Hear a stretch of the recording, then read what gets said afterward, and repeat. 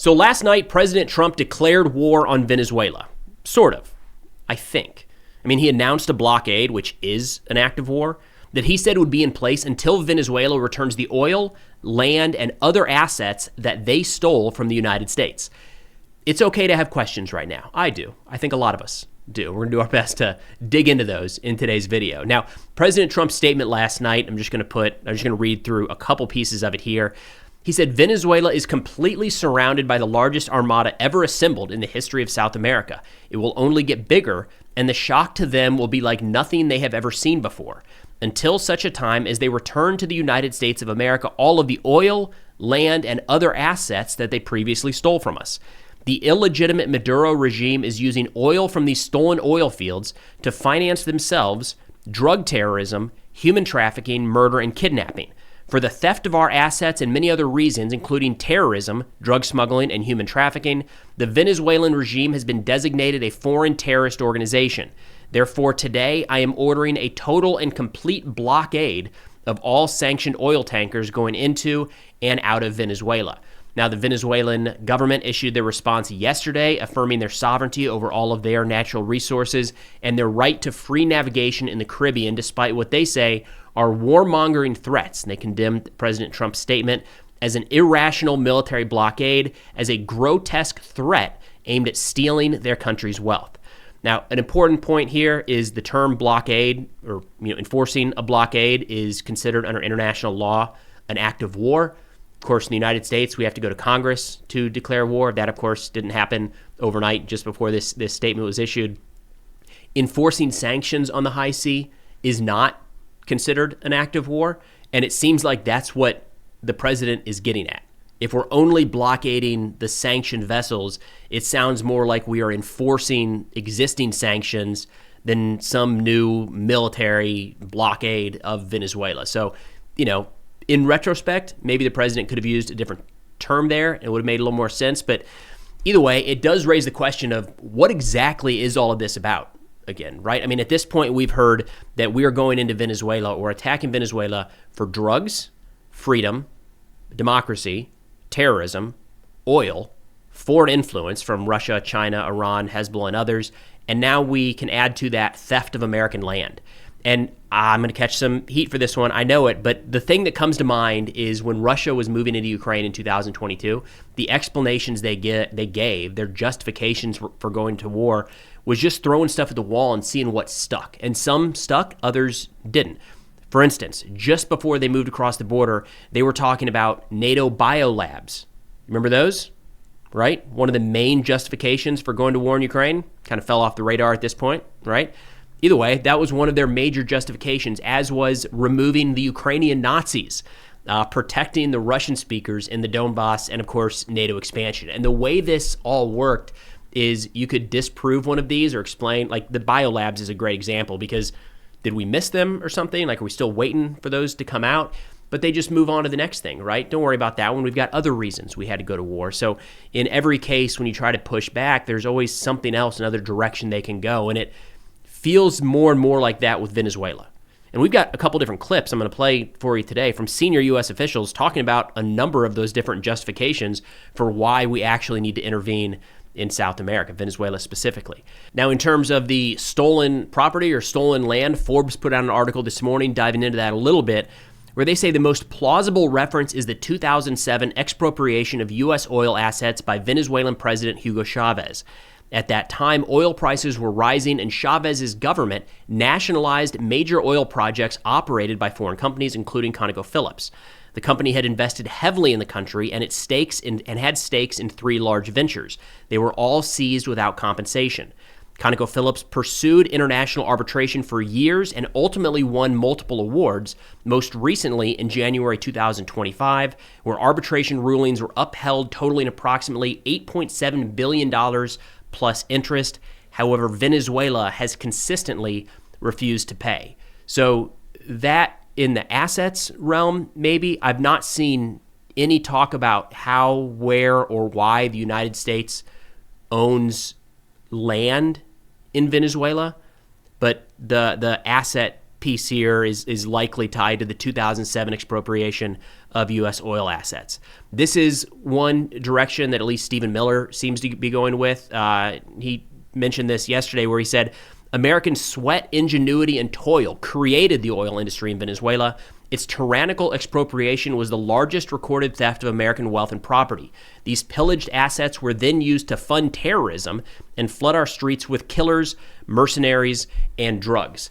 But we get explanations in every other direction as well, and I feel like it is pretty notable that yesterday was the first time this stolen American land and oil and companies was really brought to the forefront in this continued conversation about military options in Venezuela. But before getting into a couple other justifications being thrown out there, a quick thank you to the sponsor of today's video, Delete Me.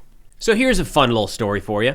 Recently, a company called Healthcare Services Group announced that a data breach had exposed the personal and health information of 624,000 people. That breach was in September of 2024. And great, they made it public, and now their employees and customers can take the necessary action a full year after their personal information was leaked. And I hope they do, and I hope they get it cleaned up. But here's the deal. You can't wait until your data has been compromised to take action, because to some degree, it's happening all the time. And it's not even these big data breaches like this, but smaller data brokers that purchase your information online and sell your profile to anyone, no questions asked. With access to this data, bad actors can piece together a profile of where you live, job, income, religious or political affiliation, and more. And I don't think very many people just want that information floating around out there. I know I personally don't. And this is where tools like Delete Me comes in. Delete Me is a subscription service that constantly scans the internet. When they find your personal data available for sale, they have it removed. I personally use Delete Me, and here's a look at my most recent report where they reviewed 2,697 listings, found and removed one listing that contained 10 pieces of my personally identifiable information. Then looking back, one listing was removed in October, 11 in August, and 2 in June. And that's why the subscription aspect here is so important. This is the kind of thing that isn't one and done. You've got to stay on top of it, or like I prefer, have Delete Me stay on top of it for you. So if you want to protect yourself and your family from these data brokers, get started with Delete Me today. You can scan the QR code on the screen or use the link in the description, and be sure to use code Preston for 20% off all consumer plans. And of course, thank you to Delete Me for sponsoring today's video.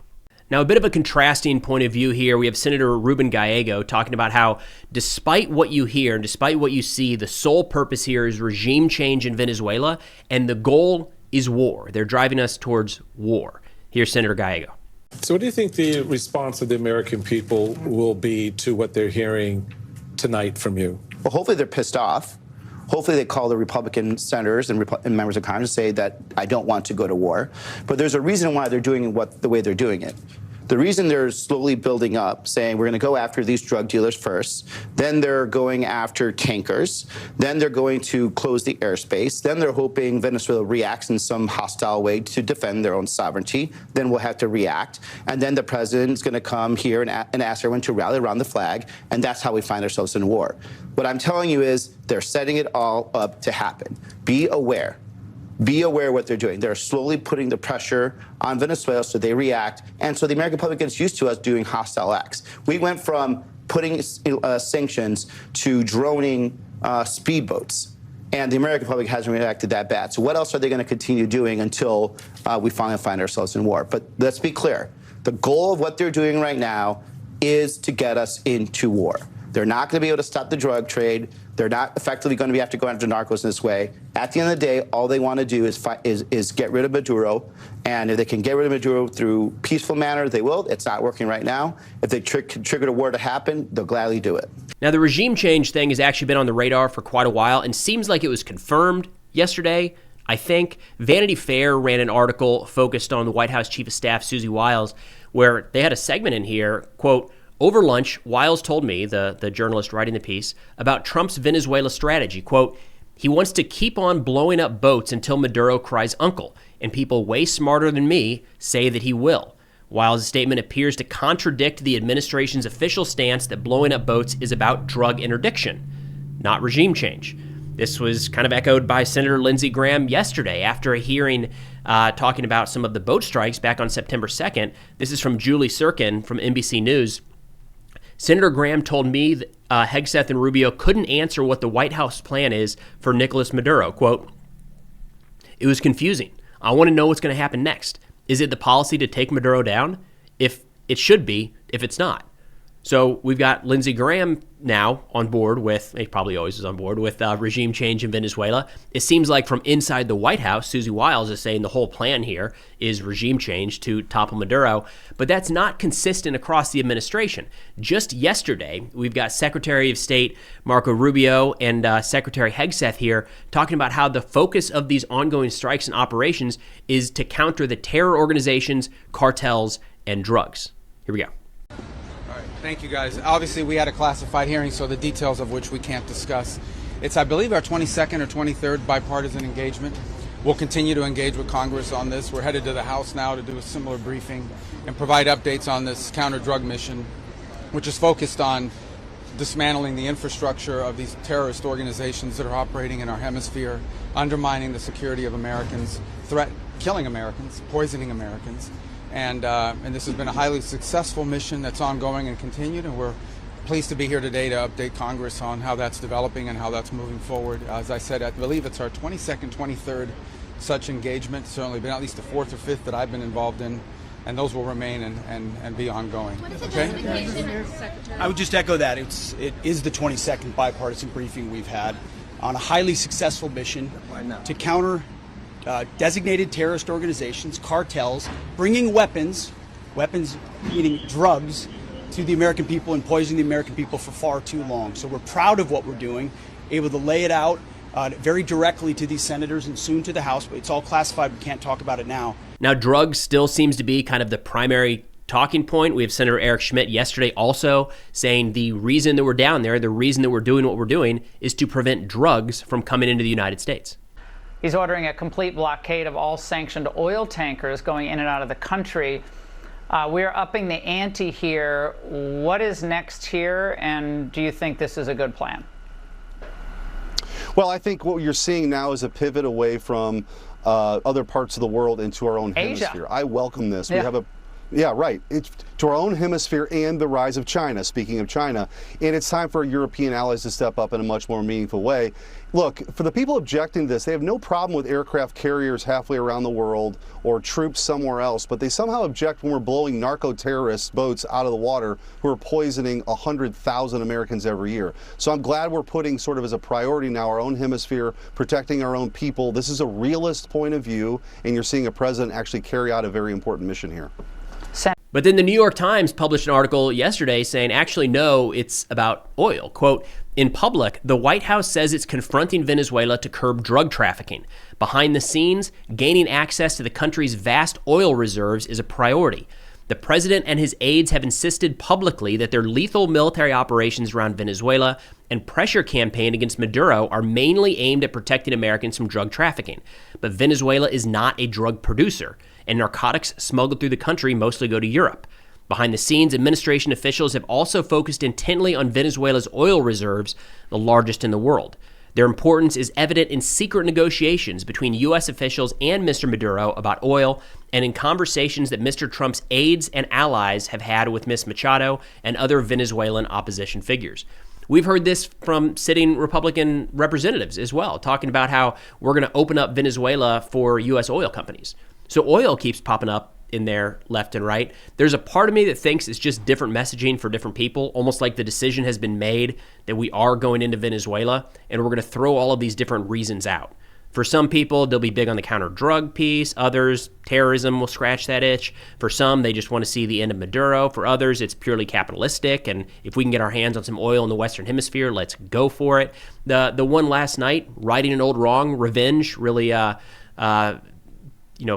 putting the hammer down on somebody that has wronged us in the Western Hemisphere in our lifetime here. But you can't forget the foreign influence. That one kind of hangs over everything. It's another one. It, again, seems to me like we're just trying all these different things, and if you can get enough people on board with each one of these, maybe that will build enough of a coalition to say, yeah, we should be at war in Venezuela. Here's Senator John Fetterman yesterday, when asked about ongoing operations around Venezuela, says, it's Russia, Iran, and China. That's kind of the core play here. Here and said it's not just about drugs, it's about oil. And they are the whole regime, the whole country is a foreign terror organization, a total and complete blockade of all sanctioned oil tankers going in and out until they return what they stole from us. What did they steal, and what do you make of this? Yeah, well, what makes it that Iran is involved on that, and Russia's involved on that, and China as well, too. I mean, a lot of these things, I mean, that's sanctioned oil right now, and those are the kinds of funds that support regimes like in Iran as well, too. And now, absolutely, right now, it's not a plan to like a land war and invade Venezuela and that, but seizing those kinds of oil tankers, and it's undeniable that that's oil that's going to support Iran, and those are the kinds of funds that are used, all kinds of illicit things, so terrorism. So for me, it makes a lot of sense, at least by what I've seen. Now, something I want to stress is it doesn't have to be one thing, right? There's rarely one specific incident that drives a nation to war. It's pretty complex, all the things that go into it together. It's just surprising that even amongst senior officials, we seem to be bouncing around quite a bit. I mean, in one day, we have Susie Wiles saying this is all about regime change, trying to get Maduro out. And then you have Secretary Rubio and Secretary Hegseth saying this is all about drugs. Those are very different end states that we're trying to accomplish in the same place. And they don't necessarily follow the same path. That is unique and kind of interesting at this point. Now, President Trump put out a statement that he is set to address the American people tonight. I think that might just be around kind of an annual roll-up, everything that's happened this year. We'll wait and see. And then there is supposed to be a dump of, this is random, but it fits in, a dump of Epstein file documents this coming Friday. So, of course, anytime something like that looks like it's about to come out, people are saying, well, there's got to be some sort of emergency or distraction to pull us in another direction. It's on the radar. Either way, worth keeping an eye on what happens with Venezuela over the next couple days and weeks. We'll do our best to keep you up to date. That's all we got for now. Thanks for watching, and I'll see y'all next time.